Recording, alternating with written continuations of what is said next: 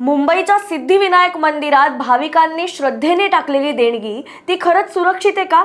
दरवर्षी तब्बल 18 कोटी रुपये गायब होत असल्याचा आरोप, मंदिरातील कर्मचाऱ्यांवर कारवाई, माजी अध्यक्ष आदेश बांदेकर यांच्या कार्यकाळावरही प्रश्नचिन्ह, राज ठाकरे यांचे गंभीर आरोप आणि आता या सगळ्यानंतर उपमुख्यमंत्री एकनाथ शिंदे हे थेट ॲक्शन मोडमध्ये आलेत.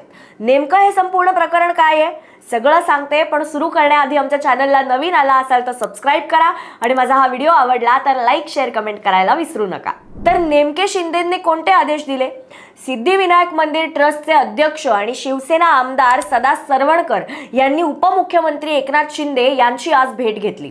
या भेटीनंतर शिंदेंनी स्पष्ट निर्देश दिलेत की गेल्या 5 वर्षातील सगळे आर्थिक व्यवहारांची सखोल तपासणी केली जावी.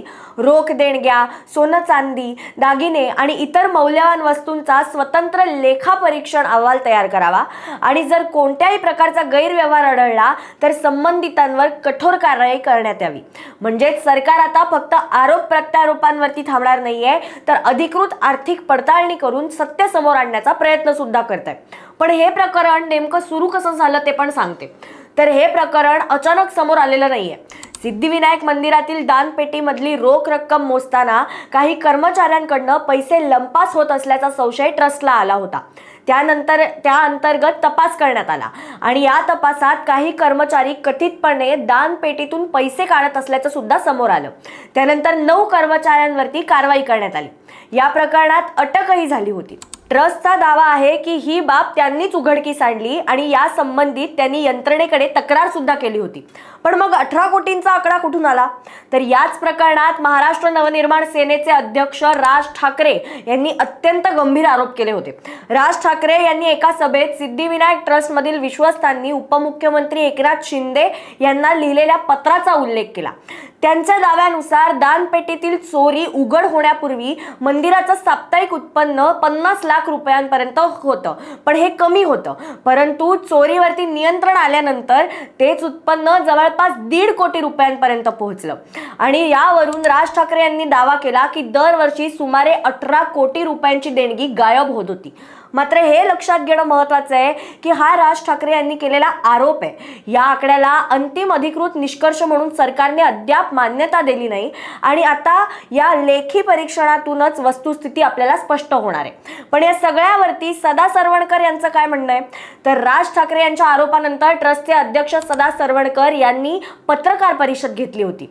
त्यांनी त्यात सांगितलं की चोरी करणाऱ्या कर्मचाऱ्यांना पकडण्यात आलंय, संबंधितांवर कारवाई करण्यात आली आहे, मंदिर प्रशासनाने या प्रकरणाची तक्रार केली आहे आणि देणग्या अधिक पारदर्शक पद्धतीने मोजण्यासाठी सुरक्षित व्यवस्था सुद्धा करण्यात आली आहे. सरवणकर यांनी हेही सांगितलं की या प्रकरणात काही कर्मचाऱ्यांना निलंबित करण्यात आलं असून तपास अजूनही सुरू आहे.